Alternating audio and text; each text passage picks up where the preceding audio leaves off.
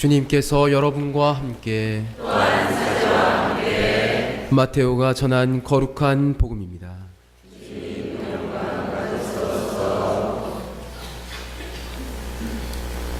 그때 요한이 그리스도께서 하신 일을 감옥에서 전해 듣고 제자들을 보내어 오실 분이 선생님이십니까? 아니면 저희가 다른 분을 기다려야 합니까? 하고 물었다.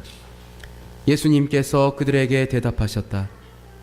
요한에게 가서 너희가 보고 듣는 것을 전하여라. 눈먼 이들이 보고 다리 저는 이들이 제대로 걸으며 나병 환자들이 깨끗해지고 귀먹은 이들이 들으며 죽은 이들이 되살아나고 가난한 이들이 복음을 듣는다. 나에게 의심을 품지 않는 이는 행복하다. 그들이 떠나가자 예수님께서 요한을 두고 군중에게 말씀하기 시작하셨다. 너희는 무엇을 구경하러 광야에 나갔더냐? 바람에 흔들리는 갈대냐? 아니라면 무엇을 보러 나갔더냐? 고운 옷을 입은 사람이냐? 고운 옷을 걸친 자들은 왕궁에 있다. 아니라면 무엇을 보러 나갔더냐? 예언자냐? 그렇다. 내가 너희에게 말한다. 예언자보다 더 중요한 인물이다. 그는 성경에 이렇게 기록되어 있는 사람이다. 보라, 내가 내 앞에 나의 사자를 보낸다. 그가 내 앞에서 너의 길을 닦아 놓으리라. 내가 진실로 너희에게 말한다. 여자에게서 태어난 이들 가운데 세례자 요한보다 더 큰 인물은 나오지 않았다. 그러나 하늘나라에서는 가장 작은 이라도 그보다 더 크다. 주님의 말씀입니다. 그리스도님 찬양합니다. 앉으십시오.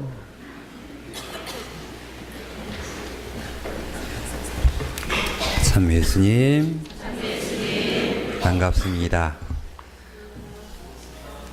저를 개인적으로 아는 사람 얼마 없죠? 몰라야 좋수다. 몰라야 제가 할 얘기도 다 할 수 있고, 근데 저를 가장 잘 아는 사람이 저 뒤에 앉아 있어서 신부님 이따가 귀 막으십시오. 아마 공지한 거 다 들으셨을 것입니다. 성산포 성당에서 온 임남용 라파엘 신부입니다. 모금하러 왔는데 모양 구라다 됐구만씨. 돈 줍서 하는 게 아수가 칼만 안 든 강도에 모금을 한다는 게 쉽지만은 않은 것 같습니다. 여기저기 다니면서도 어떤 이야기를 전할까 자주 생각하긴 하는데 그저 하나님께서 들려주시는 말씀이 제게나 아니면 여러분들에게나 가장 좋은 것 같습니다. 그래서 강론하는 그 순간에는 그저 강론에만 저는 집중하려고 합니다. 여러분들도 모금에 대해서 생각하지 말고 오늘 들려주신 하나님의 말씀에 대해서 생각하는 시간 가졌으면 좋겠습니다. 오늘은 대림 제3주일로 자선주일입니다. 자선이라는 것, 하나님께서 주신 그 사랑을 나누는 것이 바로 자선입니다. 하나님께서는 인간 모두를 다 사랑하십니다. 잘났다고 사랑받고 잘못났다고 사랑 안 받는 것이 아니고 언제든 어디서든 당신께 향하고만 있으면은 그 사람은 언제나 사랑을 받습니다. 왜 인간 존재가 그분께 사랑을 받아야 되는지, 우리는 그분께 사랑받을 만한 짓 별로 하지 않습니다. 근데도 불구하고 그분께서는 끊임없이 우리를 사랑해 주십니다. 하나님께서 우리를 사랑하시는 그 이유가 무엇인지,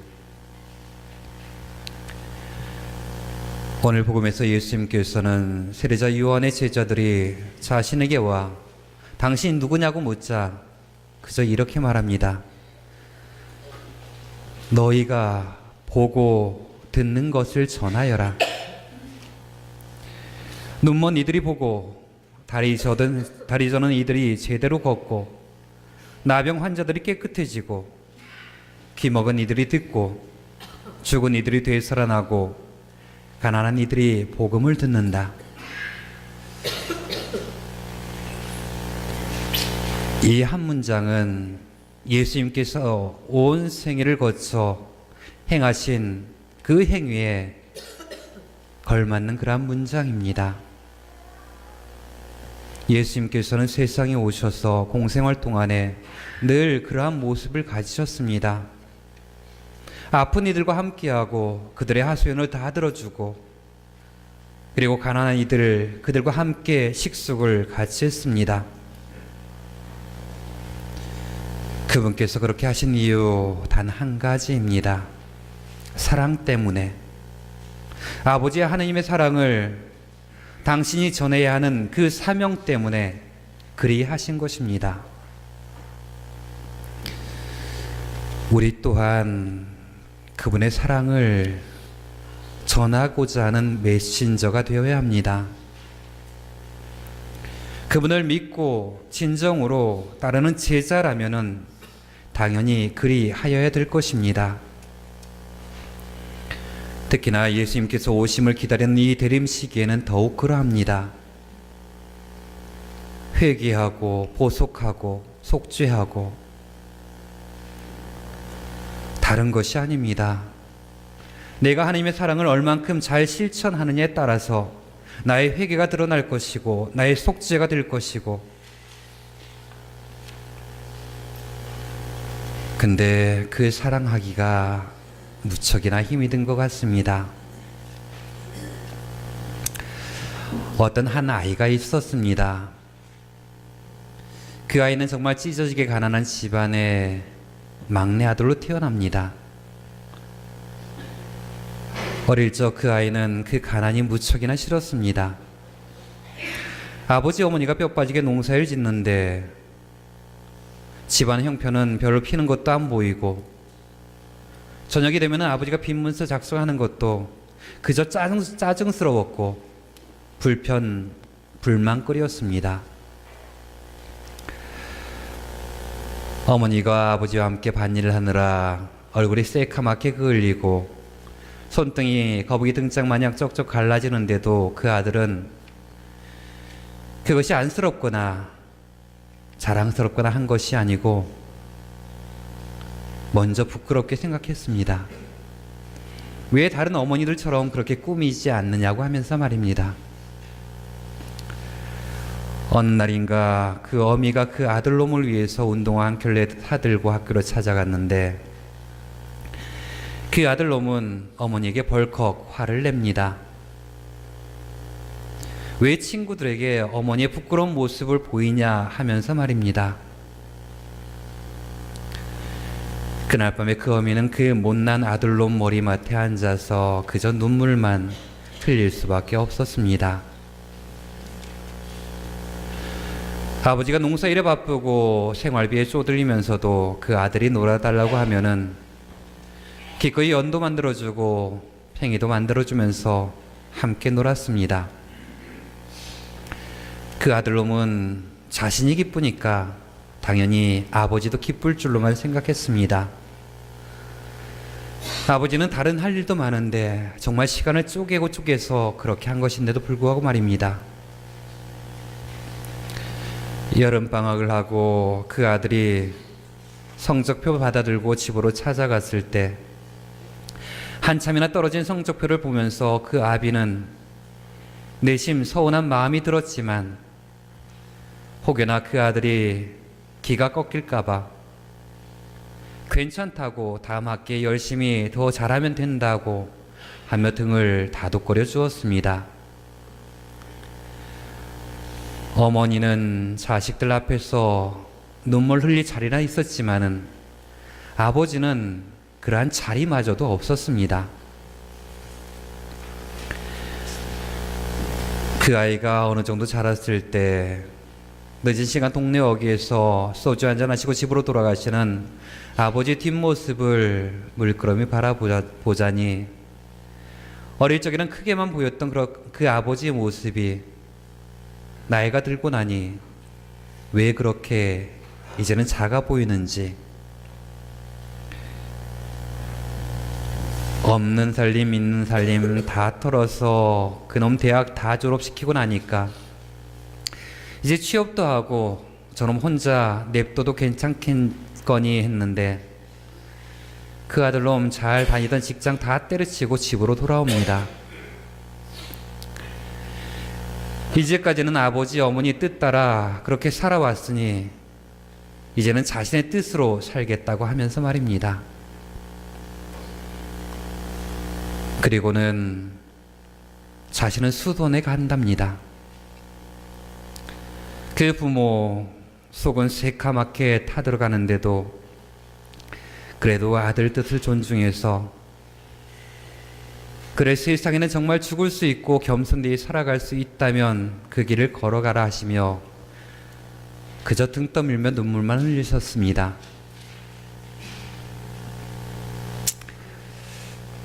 그 못난 아들놈이 바로 저입니다. 과거의 그 기억이 하나님의 은총임을 부모님 다 우리 주님 품에 돌려 보내드리고 나서야 깨닫고 있습니다. 사랑이라는 것은 어쩌면 그런 것일 수도 있습니다. 내가 힘들고 내가 고달파서 못 주는 사랑은 그것은 사랑이 아닐 것입니다. 내가 권위만 가지고 내 자리만 지키기 위한 사랑 또한 사랑이 아닐 것입니다. 아버지가 내 권위만 가지고 아이들을 사랑할 수는 없습니다. 어머니가 자신의 자리만 지키기 위해서 아이들을 사랑할 수 없습니다. 만일 예수님께서 당신 권위를 내세우시고 당신 자리를 지키고자 하셨다면 그분은 이 세상에 오시지 않았습니다. 그분은 전지전능하신 하나님의 외아들이시면서도 불구하고 가장 비천하고 나약한 인간의 모습으로, 그것도 구유에 그렇게 뉘어집니다.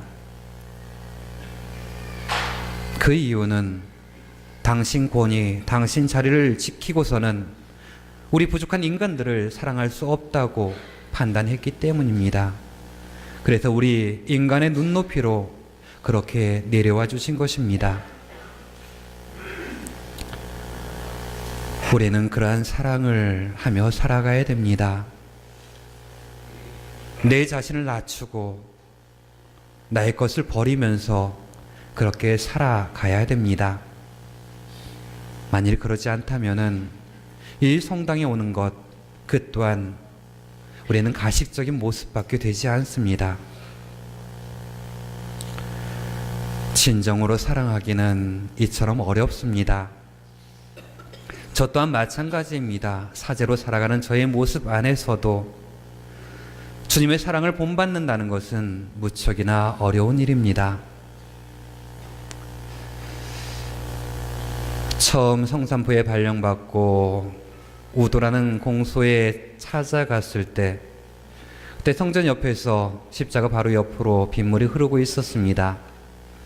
그 빗물 보면서 안타깝다 라는 생각밖에 저는 가지지 못했습니다. 로만칼라 하고 있으니 당연히 그것이 안타까워야 됩니다. 근데 우리 주님처럼은 그렇게 못했습니다.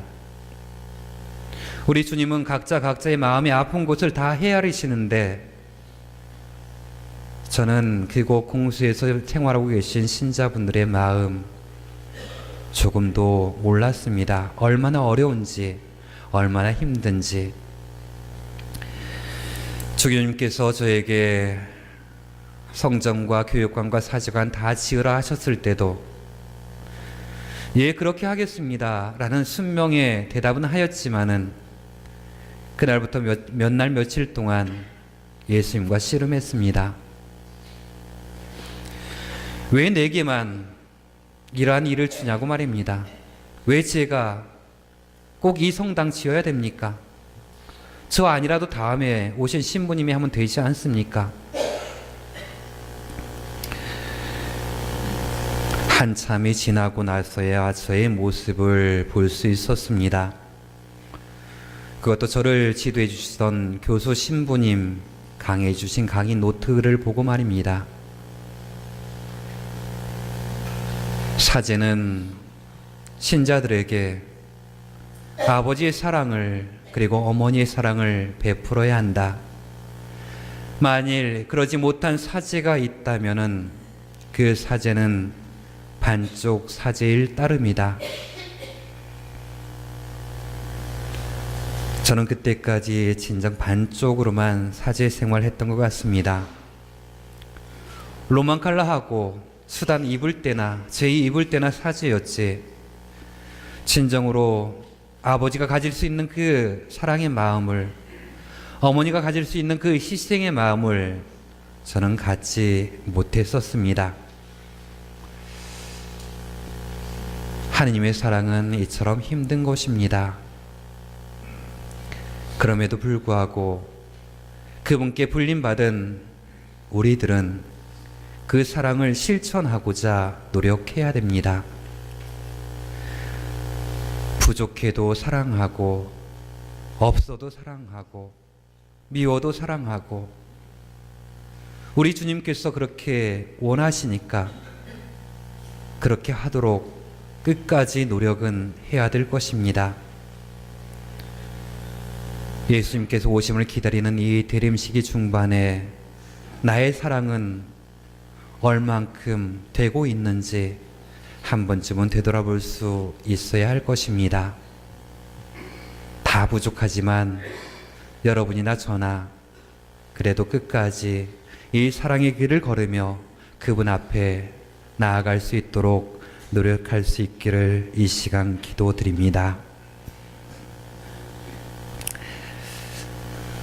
조금 더 하면은 이상해질 것 같아서 그만하겠습니다.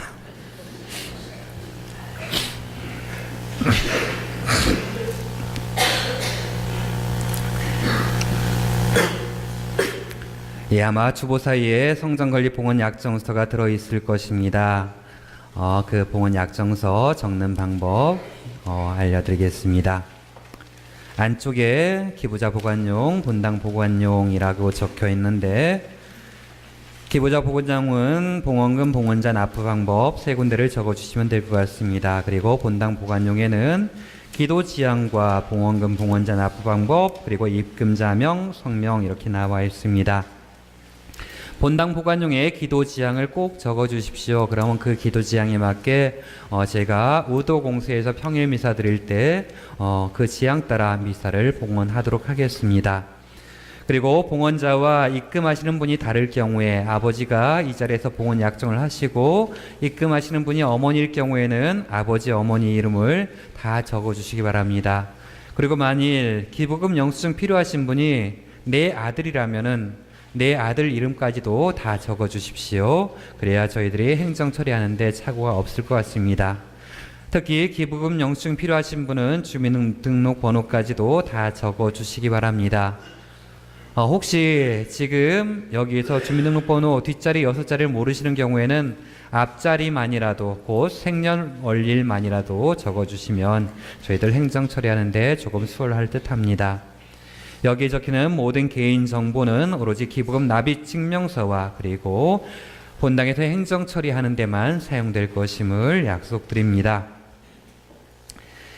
예, 그리고 다 천천히 적어주시고요. 적으시면은 나중에 미사 끝나고 나가실 때 저희 봉사자분들께 본당 보관용만 이렇게 절취를 해서 본당 보관용만 봉사자분들께 제출해 주시면 고맙겠습니다. 예, 천천히 적어 주셔도 됩니다. 허철한 신부님 안에 노래 불렀던 허목님,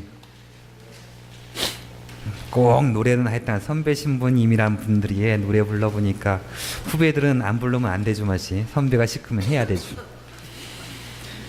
저도 여러분들 적는 동안에 노래 한 곡 부르도록 하겠습니다. 아까 강론 때 제가 수도원에 갔었다 그랬는데 예수고난회라는 수도원에 잠깐 있었습니다. 그러다가 교구 사제로 살고 싶어서 교구 신학생으로 신학교에 갔습니다. 그리고 신학교 4학년 때 나 같은 놈 신부 돼봐야 하느님 얼굴에 먹칠하고 신자들 무척이나 괴롭힐 것 같아서 가방 다 싸놓고 신학교 때려치려고 했던 적이 있습니다. 저희 지도 교수 신부님도 찾아가고 그리고 그냥 나와서 간다고 그냥 이야기만 하고 나오고 그 다음에 학교 교장을 1시간 넘게 거니는데 그냥 나도 모르게 콧노래가 흥얼흥얼 나왔습니다. 노래도 못 부르는 것이. 1시간 넘게 그렇게 콧노래 부르다가 마지막으로 예수님께 저 집에 가겠습니다 인사나 하려고 대성당 문을 쭉 여는데 올갱이 반주되고 있었습니다. 근데 공교롭게도 그 반주가 제가 1시간 넘게 콧노래 불렀던 그 곡이 똑같은 것이 반주되고 있었습니다. 그 곡 듣자마자 그냥 무릎 팍 꿇고 나서 제일 먼저 한 기도가 그거였습니다. 예수님, 당신 참 못됩니다. 그렇게 하고 나서 한참 있다가 예수님, 당신이 저를 당신 종으로 쓰시길 진정 원하십니까? 그리고 나서 당신이 정말 그렇다면은 당신 뜻에 따라 당신이 원하시는 그때까지는 제가 당신 아들로 살도록 하겠습니다. 라고 다짐을 하고 지금껏 걸어오고 있습니다. 만약 그때 성당에서 그 올겐 반주가 안 들렸으면 아마 저도 그때 신학교 나와서 여러분들처럼 아들, 딸 잘 낳고 그렇게 살았을 텐데 정말 예수님이 뭐라고 아이고. 지금도 이 곡은 제가 힘들 때 괴로울 때 그럴 때마다 계속 부르고 있는 그러한 성가입니다.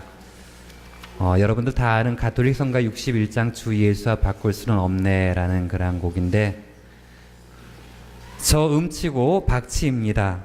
성가대는 귀 양쪽 다 막으시고 그리고 신자분들은 귀 한쪽만 막으시고 절대 따라하지 마시고 반주도 절대 하지 마시고 그냥 저 놈이 저렇게 부르는구나 라고만 생각하고 들어주시면 고맙겠습니다. 천천히 적으면서 들어주십시오. 주 예수 그리스도와 바꿀 수는 없네. 이 세상 부귀영화와 권세도 우리를 위하여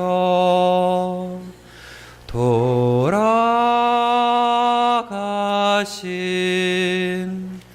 예수의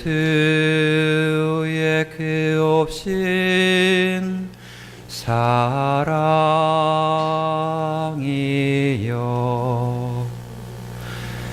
세상 즐거움 다 버리고 세상 명예도 버렸네. 주 예수 그리스도와 바꿀 수는 없네. 세상 어떤 것과도 주 예수 그리스도와 바꿀 수는 없네. 이 세상 모든 영예와 행복도 슬픔과 괴로움 밀려와도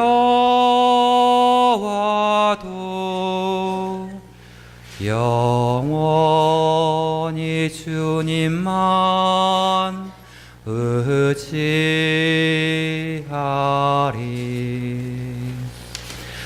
세상 즐거움 다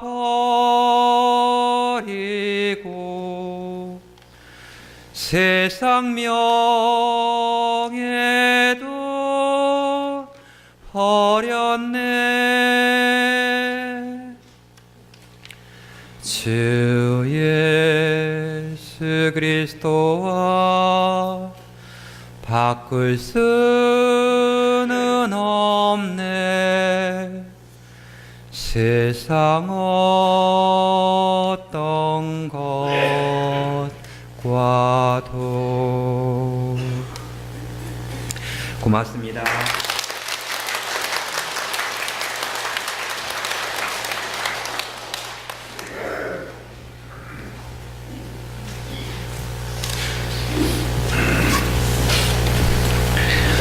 모두 일어서시어 사도신경을 통하여 우리들의 신앙을 고백하도록